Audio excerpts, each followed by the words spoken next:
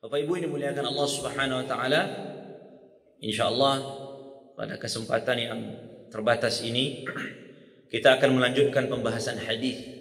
Minggu kemarin kita sudah selesaikan hadis nomor 14 dan bulan kemarin kita selesaikan hadis nomor 14 dan insyaallah pagi ini kita akan mendiskusikan hadis nomor 15.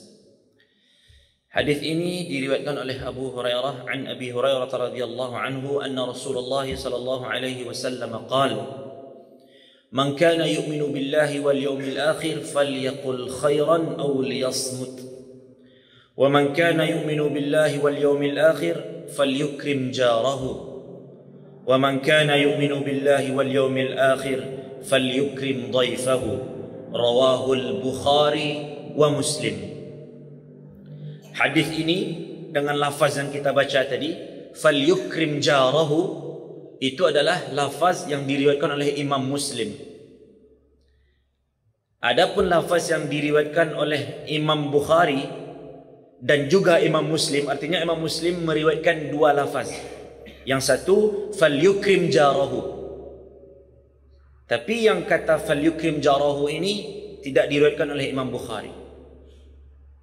Yang diriwayatkan oleh Imam Bukhari adalah fala tu'dhi jarahu. Tapi maknanya sama. Bapak Ibu dimuliakan Allah, hadis ini dari Abu Hurairah dan kita sudah sering mendengar siapa Abu Hurairah dan sudah kita sampaikan juga, sudah banyak juga pengajian-pengajian yang mengupas tuntas siapa Abu Hurairah. Dari mana asalnya dan kenapa dia bisa meriwayatkan hadis begitu banyak. Para ulama hadis mencatat lebih dari 5.000 hadis diriwayatkan oleh Abu Hurairah. Jadi itu sahabat yang paling banyak. Lalu kelompok sahabat yang kedua yang paling banyak itu adalah yang meriwayatkan hadis lebih dari 2.000. Siapa itu? Yang pertama adalah Abdullah bin Umar, kemudian ibunda Aisyah binti Abi Bakar, Ummul Mukminin, kemudian yang ketiga adalah Anas bin Malik. Ini lebih 2.000 hadis. Nanti ada yang 1000-an, ada yang ratusan dan seterusnya. Maka ada yang sahabat meriwayatkan hanya satu hadis dari Rasulullah sallallahu alaihi wasallam. Karena para sahabat bervariasi. Ada yang fokus mendengarkan hadis Nabi, ada yang tidak terlalu serius dan tidak terlalu fokus. Ya, sehingga para sahabat berbeda-beda dalam jumlah meriwayatkan hadis dari Nabi Muhammad sallallahu alaihi wasallam. Lalu Abu Hurairah radhiyallahu anhu ardhah mengatakan, aku mendengar Rasulullah bersabda. Rasulullah sallallahu alaihi wasallam berkata, Man kana yu'minu billahi wal yawmil akhir. Bapak Ibu, dalam hadis ini ada 3 kelompok ini. Ada 3 amal. Yang pertama, falyaqul khairan aw liyasmut. Hendaklah berkata baik atau diam. Yang kedua, falyukrim jarahu. Hendaklah dia memuliakan tetangganya. Ini lafaz Imam Muslim tadi ini. Lafaz yang diriwayatkan oleh Imam Muslim. Adapun lafaz yang diriwayatkan oleh Imam Bukhari, fala tu'dhi jarahu, yaitu jangan menyakiti tetangganya. Artinya cara memuliakan tetangga adalah jangan menyakiti tetangga.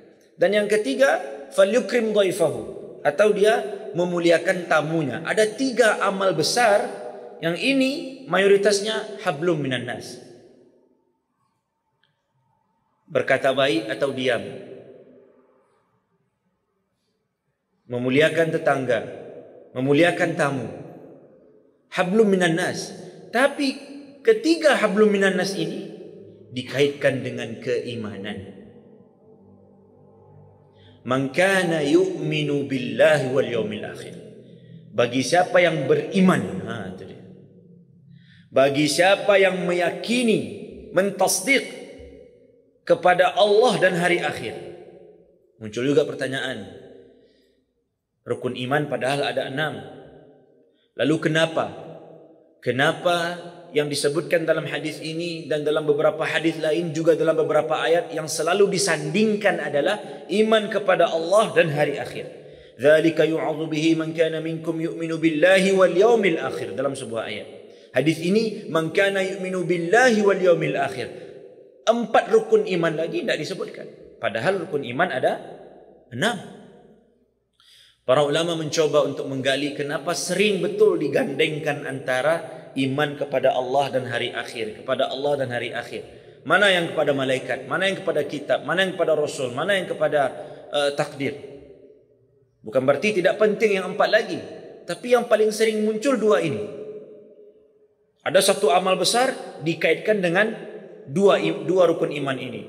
Ada satu amal soleh dikaitkan dengan 2 rukun iman ini. Maka kata para ulama, seseorang akan tinggi kualitas amalnya, akan sempurna perbuatan baiknya ketika dia tahu siapa yang menyuruhnya dan ketika dia tahu amalnya akan dibalasi nanti.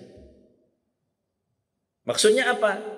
Ketika dia tahu siapa yang menyuruhnya, siapa yang memerintahkannya, ini perintah siapa? Itu yang imanu billah.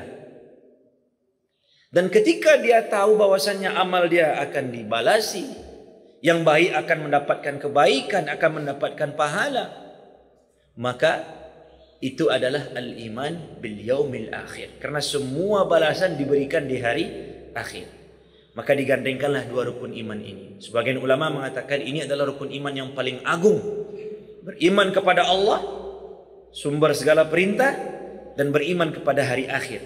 Saat di mana amal kita akan dibalasi. Seseorang akan baik salatnya ketika dia yakin ini Allah yang memerintahkan. Itu imanu billah. Lalu dia yakin salat saya akan dibalasi nanti di hari akhir. Itu yang wal yaumil akhir. Bapak Ibu dimuliakan Allah Subhanahu wa taala, dan para ulama juga mengatakan dari hadis ini kita belajar sering-seringlah untuk menggandengkan dan mengaitkan antara amal saleh dengan keimanan. Kaitkanlah himbauan salat berjamaah dengan keimanan. Bahkan beberapa hari yang lalu, subhanallah, terjadi gempa di Turki. Pusatnya di Turki, lalu kemudian di Suriah juga ada korban, di Lebanon juga ada korban. Maka kita diajak untuk ikut serta membantu meringankan beban mereka. Sertakan unsur keimanan di dalamnya. Apa kata Rasulullah? La yu'minu ahadukum. Tidak sempurna iman kalian. Tidak lengkap iman kalian. Kurang iman kalian, kata Rasulullah. Hatta yuhibba li akhihi ma yuhibbu li nafsihi. Ini sudah kita bahas beberapa bulan yang lalu. Sampai dia mencintai saudaranya sebagaimana dia mencintai diri dia sendiri. Kita suka, kita cinta saat kita susah orang membantu kita. Maka kalau ingin iman kita sempurna, maka saat orang susah bantu juga mereka. Kaitkan banyak amal dengan keimanan. Tersenyum kepada orang itu amal fisik, tapi kaitkan dengan amal hati, yaitu keimanan. Tabassumuka fi wajhi akhika sadaqah. Kita tidak melukai tetangga, kita tidak menyakiti tetangga, kita berbuat baik, berinfak, berzakat, bersedekah, kaitkan semuanya dengan keimanan. Itulah yang membedakan antara muslim, mukmin dengan muhsin. Ada orang yang salat gara-gara ritual saja. Ada orang yang salat gara-gara segan dengan tetangga. Ada orang yang salat gara-gara malu kepada mertua. Ada orang yang salat gara-gara tidak enak kepada pasangannya. Ada orang yang salat karena dia beriman kepada Allah. Ada orang yang mengeluarkan infak dan sedekahnya karena dia beriman pada Allah. Maka pelajaran besar pertama dari hadis ini adalah selalulah untuk mengaitkan keimanan dengan segala amal perbuatan. Pantaskah ini dilakukan oleh seorang beriman? Kalau ini keputusan saya, apakah saya masih dianggap beriman? Kalau ini komentar saya di Facebook, apakah orang yang membaca akan menganggap saya beriman? Kalau saya like postingan ini, kalau saya share, kalau saya upload status ini, apakah saya masih beriman? Jangan lupa, sertakan pertanyaan itu di dalam perbuatan kita. Bapak Ibu dimuliakan Allah Subhanahu wa taala, falyaqul khairan aw liyasmut. Berkatalah yang baik atau diam. Bahkan kata para ulama, in kana al-kalamu min al-fiddati fas-samtu min adh-dhahab. Kalaulah ngomong itu akan menghasilkan perak, maka diam akan menghasilkan emas. Jadi kalau seandainya kita bicara nih, jadi kalau seandainya diam itu menghasilkan emas dan bicara itu menghasilkan perak, keluar dari masjidku ambo yang paling miskin. Karena ambo saya bicara dari awal Pak sampai akhir. Bapak kan diam semua nih, bawa pulang emas semua. Ambo bawa perak saya pulang. Bahkan dalam sebuah hadis riwayat Imam Ahmad di dalam kitab Musnadnya, Imam Ahmad mengatakan Rasulullah bersabda, hadisnya hasan, dihasankan oleh Al-Albani, as-samtu najah. Diam selamat. Betapa banyak orang yang menyesali perkataannya dan betapa banyak orang yang menyesali perbuatannya. Bahkan nanti di akhirat, yang paling banyak membuat orang masuk neraka adalah saat dia tidak bisa menjaga lisannya. Karena lisan ini berbahaya, para ulama membuat satu judul, Afatul Lisan, musibah lisan. Bahaya lisan, kemungkaran yang diperbuat oleh lisan. Subhanallah. Jadi memang walaupun tidak bertulang, tapi berbahaya. Maka kalau tidak berkata yang baik, kata Rasulullah, diam. Begitu orang yang beriman kepada Allah dan hari akhir. Ada lagi perkataan para ulama yang membuat standar kapan diam itu baik dan kapan bicara itu baik. Apa kata para ulama ini? Apa kata ulama ini? Rahimahullah. Barang siapa yang sedang berbicara di sebuah majlis, kemudian omongannya membuat dirinya sendiri takjub, dengan retorika yang bagus, nampak orang muliku saudara. Wah, kata para ulama ni, fasmud, maka diam, berhenti ngomong. Dan barang siapa yang dalam sebuah majlis diam saja,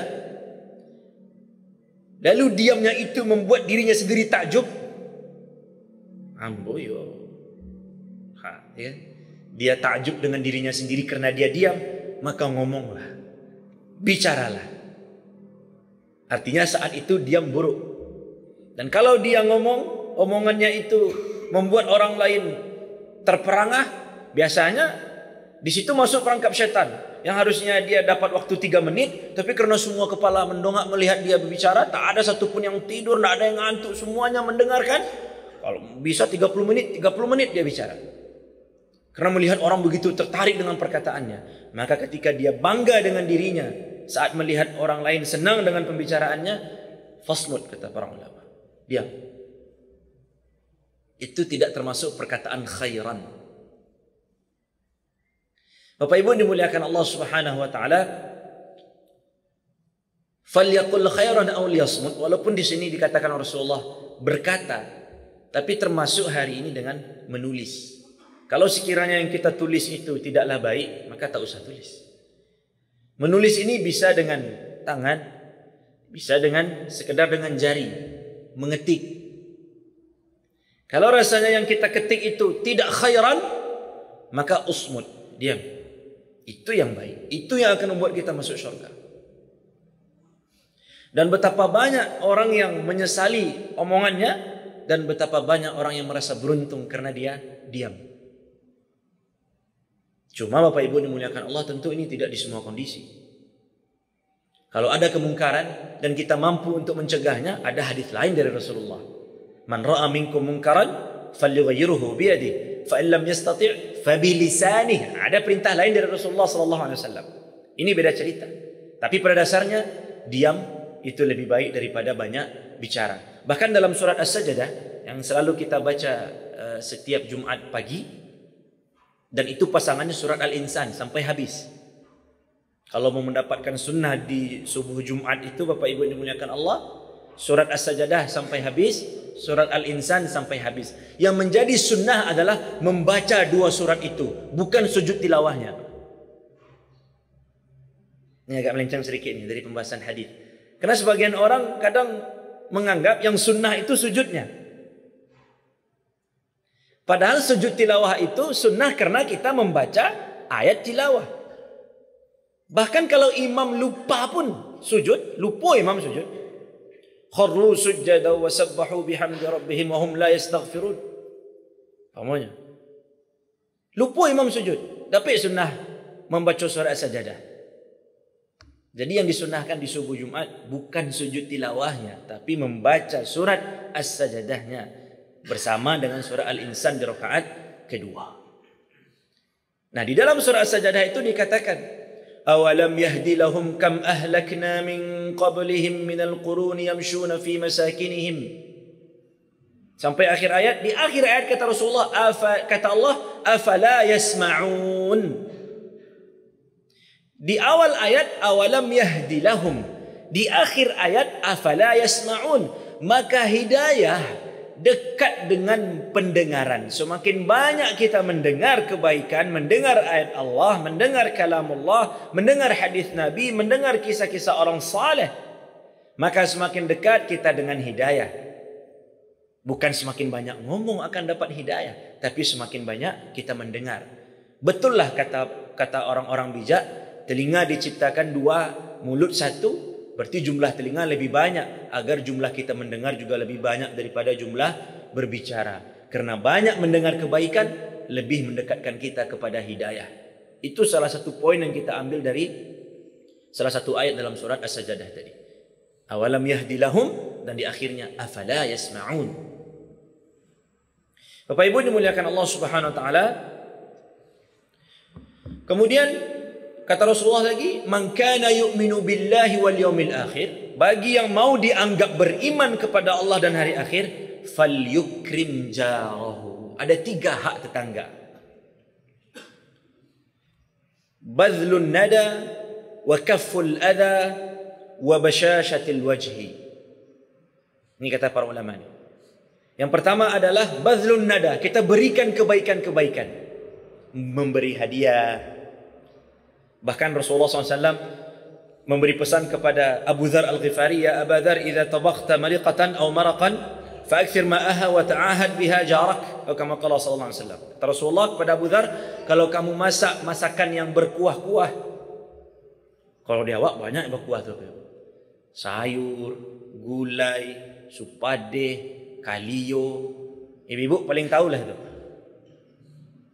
Maka kata Rasulullah, banyakkan airnya dan kasih, banyakkan kuahnya dan kasih tetangga. Bukan berarti teks hadis itu menjadi sunnah Bapak Ibu. Dibawa dia ibu-ibu, kalio, do kantangnya, do dagingnya, nampak dia apa? Tu. Apa Pak? Magiah tetangga, isinya kantang sama daging, kuahnya saja. Tak Pak. Bukan teks hadis yang kita pahami.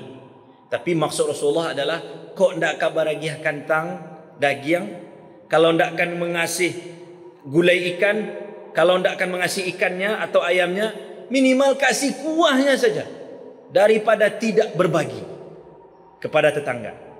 Tentu kita pun malu kalau kuahnya kita kasih. Setidaknya kalau memang potongan ayamnya cukup hanya untuk anggota keluarga, rebus 1 telur, 2 telur, masukkan. Artinya Bapak Ibu dimuliakan Allah, kalau tidak ada lagi yang kita kasih lauk pauk, kasih kuahnya. Saking pentingnya kita berbuat baik kepada tetangga. Bahkan Rasulullah SAW bersabda, la zala Jibril yuwassini bil jar, atau kama qala SAW. Jibril itu selalu memberikan wasiat tentang tetangga, berbuat baik kepada tetangga. Jibril memberi wasiat kepada Rasulullah, jangan sakiti tetangga, hormati tetangga, muliakan tetangga, beri hadiah kepada tetangga, tanya tentang kesehatan tetangga, tanya tentang pendidikan anak-anaknya. Sampai-sampai Rasulullah berpikir pada akhirnya nanti tetangga akan mendapatkan warisan. Saking seringnya Jibril mewasiatkan kepada Rasulullah untuk berbuat baik kepada tetangga. Seakan-akan Rasulullah mengatakan, pada akhirnya nanti Jibril bilang, kasih tetangga warisan. Padahal bukan keluarga kita, bukan kerabat. Tapi saking pentingnya berbuat baik kepada tetangga. Dan memang Bapak Ibu dimuliakan Allah Subhanahu wa taala, keluarga terdekat kita adalah tetangga. Yang akan membantu kita saat susah adalah tetangga.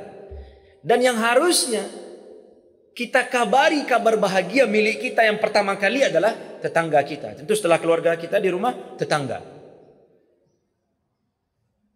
Maka Bapak Ibu dimuliakan Allah SWT, tadi malam kami mendengar cerita.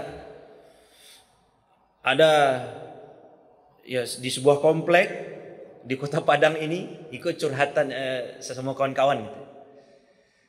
Ada baralik tetangganya, disebutlah keluargamu baralik di situ, kata beliau. beralik di rumah, tentu butuh parkir. Biasanya tetangga tu parkir di garasinya masing-masing. Tapi dek keluarga ambo beralik, tetangga itu parkir di muka rumahnya masing-masing, supaya orang tidak bisa parkir di situ. Jadi parkir jauh. Ini kan jahat. Biasanya parkir di garasi. Tahu ada tetangganya yang beralik, padahal seharinya. Tetangga pun harus maklum. Tahunya memakai lahan tetangga, jangan beralik 3-4 hari seminggu pun. Sehari. Berikanlah kelapangan untuk tetangga. Tamu tetangga, tamu kita juga. Berikan kemudahan untuk mereka. Berikan akses untuk mereka. Tentu yang sesuai dengan hak dan ya kalau privasi ya privasi. Tapi kalau bisa dibagi. Jadi ketika kami mendengar cerita itu, ternyata masih ada orang yang seperti itu. Itu namanya busuk hati. Istilah kakek-kakek nenek dulu, penyampi kalang. Malah tahu orang beralik, nyokaluan utun supaya tidak bisa orang parkir dekat rumahnya. Jadi Bapak Ibu dimuliakan Allah Subhanahu Wa Taala. Kemudian kita juga pernah, mungkin Bapak Ibu pernah melihat iklan, ada seseorang mau membeli CCTV, harga CCTV mahal, 1 juta, 2 juta, apalagi sekarang CCTV yang bisa ngomong dari HP, macam-macam. Lalu kata pembeli ini, tidak ada harga yang murah. Tanya ke penjual, tak ada harga yang murah, ini mahal semua CCTV-nya. Kata penjualnya, ada Pak, harga CCTV hanya Rp20.000. Apa merek CCTV-nya? Dengan Rp20.000 Pak, Bapak pergi ke rumah makan, beli ikan bakar, tambah sayurannya, tambah ladonya, agih ke tetangga. Nyo jago rumah Pak. Tak perlu CCTV. Tapi kalau Bapak pilih, 10 pun kita pasang CCTV, tapi kita tidak berbuat baik kepada tetangga, nampak oleh tetangga ada maling mau masuk rumah kita, kecek tetangga, di dapur mes adonyo, hanya kita tahu tu. Jadi penting kita untuk berbuat baik kepada tetangga. Kalau tetangga berbuat jahat kepada kita, mengganggu kita, tidak memberikan kenyamanan kepada kita, kita balas dengan kebaikan semampu kita. Itu yang akhlak. Kalau orang berbuat baik, lalu kita berbuat baik, itu biasa Bapak Ibu. Orang memberi, kita beri dia, itu biasa. Orang tersenyum kepada kita, kita senyum kepada dia, itu biasa. Tapi kalau ada orang yang mengganggu kita, lalu kita maafkan dan kita beri dengan kebaikan, itu baru akhlak. Susah tuh Ustaz, makanya surga hadiahnya Bapak Ibu, karena susah tadi. Tapi tentu semampu kita dan sewajarnya. Kalau dah masuk ranah untuk mendidik, itu lain lagi perbuatan yang bisa kita lakukan. Jadi Bapak Ibu dimuliakan Allah SWT, berbuat baik kepada tetangga, bazlun nada, memberikan kebaikan, memberi hadiah. Kata Rasulullah, tahadu tahabbu, saling memberi hadiahlah kalian, maka kalian akan saling mencintai. Wa kafful adha, stop keburukan untuk tetangga. Jangan setel mentang-mentang murattal pagi-pagi putar maksurat, mustelnya 99 volume. Tunyo sabui, bako, wak tanya bako karya mana kau Pak Bu? Ya supaya hilang jin tetangga tu. Tidak begitu caranya. Malah bertambah syaitannya seperti itu. Tidak, jangan kaful ada. Stop keburukan. Stop keburukan. Buang sampah dan seterusnya. Hati-hati. Jangan sampai mengganggu dan menyakiti hati tetangga. Kita punya keluarga mungkin banyak, tapi saat terjadi sesuatu, siapa yang akan dulu datang? Tentu tetangga. Muncul pertanyaan Bapak Ibu dimuliakan Allah SWT, siapa tetangga kita? Ada beberapa level tetangga. Ada beberapa qaul, beberapa pendapat tentang siapa tetangga. Yang pertama adalah yang cukup masyhur juga, 40 rumah yang ada di sekitar kita. Akan ada yang mengatakan 40 rumah di samping kanan, 40 rumah di kiri, 40 rumah. Ini pendapat pertama. Pendapat kedua adalah tetangga itu adalah yang satu masjid dengan kita, Pak. Satu musalla. Sebut di masjid. Walaupun rumah tidak dekat. Ini pendapat kedua. Dan pendapat ketiga, nah ini yang kuat. Dan ini yang hamba pribadi pilih. Yaitu dikembalikan kepada urf, kepada adat. Kalau kita di Indonesia punya adat RT, Pak, rukun tetangga. Itu yang tetangga kita. Berarti yang tetangga adalah yang satu RT. Kalau lah RW, itu tidak tetangga. Artinya dia tidak masuk dalam pembicaraan hadis ini. Dan semakin dekat tetangga kepada kita, semakin besar haknya untuk kita penuhi. Ada tetangga itu yang punya 3 hak, ada yang punya 2 hak, ada yang punya 1 hak dari kita. Yang pertama, kalau tetangga itu adalah kerabat kita dan dia Muslim, maka dia dapat 3 hak. Hak kerabat, hak Islam, dan hak tetangga. Kalau dia Muslim, dia bukan kerabat kita dan dia tetangga kita, maka dia dapat 2 hak yang harus kita penuhi. Hak dia sebagai seorang Muslim dan hak dia sebagai tetangga kita. Dan kalau sekiranya dia adalah non-Muslim dan dia tetangga kita, dia masih punya 1 hak yang harus kita penuhi. Hak dia sebagai tetangga. Yang 3 tadi. Bazlun nada, memberikan kebaikan. Wa kafful adha, memberhentikan keburukan untuk dia dari kita. Wa basyasatil wajh, dan kita selalu tersenyum untuk dia. Bapak Ibu dimuliakan Allah Subhanahu wa taala, dan sekiranya kita hanya punya 1 hadiah yang akan diberikan, kepada siapa kita beri? Tetangga dolimo. Di dekat rumah dolimo. Tapi kita hanya punya 1 hadiah. Kepada siapa kita beri? Kepada yang pintunya paling dekat dengan pintu kita. Itu yang diberikan. Walaupun dia tidak pernah ngasih kita hadiah. Dan tidak usah, ampun tidak inyor. Anaknya barang lihat nak nyundang berusaha. Tidak usah itu yang diingat-ingat. Ingat Bapak Ibu, yang akhlak itu adalah berbuat baik kepada orang yang berbuat buruk kepada kita.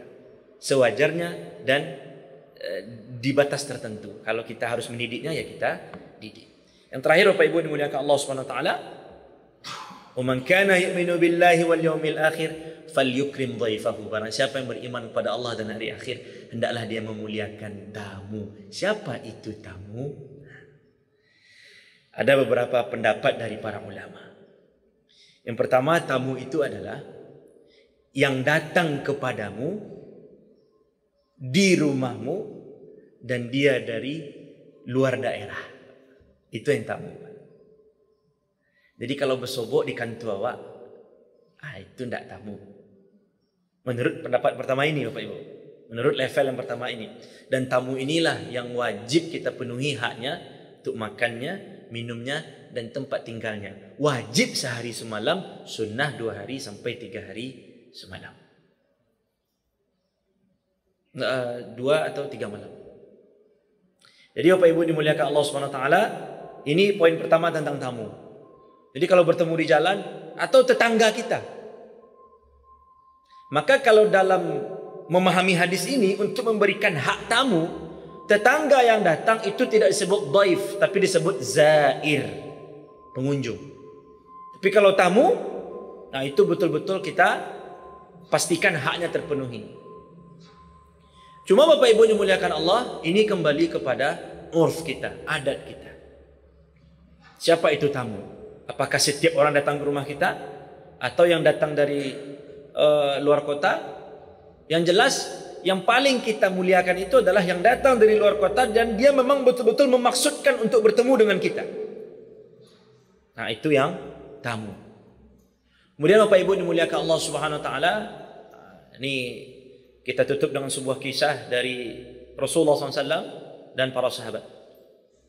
Suatu ketika datang tamu. Rasulullah kedatangan tamu. Lalu Rasulullah minta tolong kepada Anas bin Malik yang menjadi khadimun Nabi, pembantu Nabi Muhammad SAW. Kata Rasulullah, "Ya Anas, coba lihat di rumah istri-istri saya. Apa yang bisa dibawa untuk memuliakan tamu ini? Makanannya, minumannya."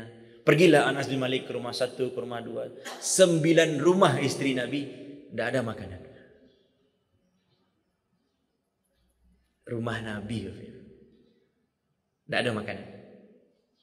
Bahkan suatu kali, ada tamu datang, seorang perempuan ke rumah Ibunda Aisyah. Lalu kemudian perempuan ini membawa 2 anak. Lalu datang ke rumah Ibunda Aisyah radhiyallahu anha wa ardhaha. Karena tamu, Ibunda Aisyah mau memuliakan. Tidak ada yang bisa ditemukan kecuali 1 butir kurma. Lalu kemudian Ibunda Aisyah ambil kurma tersebut dan berikan kepada tamunya, dan tamunya itu membelah dua kurmanya, dia gih ke anak cik, ke anak dua. Bapak Ibu.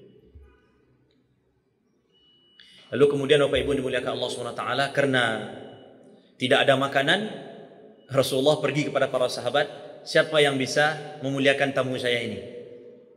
Siapa yang bisa memuliakan tamu saya ini? Lalu ada salah seorang sahabat dari kaum Ansar, saya ya Rasulullah. Kemudian dia datang. Dahulu Bapak Ibu tidak ada HP. Kalau kita kan sekarang sebelum kita uyuan, sebentar lu Ustaz, Rasulullah telefon isteri lu, dia ada makanan di rumah enggak? Dulu tidak ada. Jadi sahabat ini pede saja, bismillah. Ini liwajhillah. Dan apalagi ini tamu Rasulullah SAW. Lalu dia bawa orang itu ke rumahnya, dia taruh di ruang tamunya. Sahabat ini bertanya kepada istrinya dari kaum Ansar, "Lihat ada makanan, kita ada tamu." Apa kata istrinya? "Ada, tapi hanya untuk anak kita. Untuk kita pun tak ada.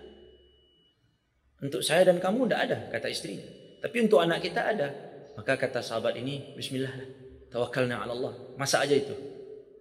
Dan nanti saat tamu itu datang, kamu taruh tempat makan, piringlah begitu, di depan dia, di depan saya, dan untuk kamu. Lalu nanti kamu pura-pura memperbaiki lampu, lalu matikan lampunya.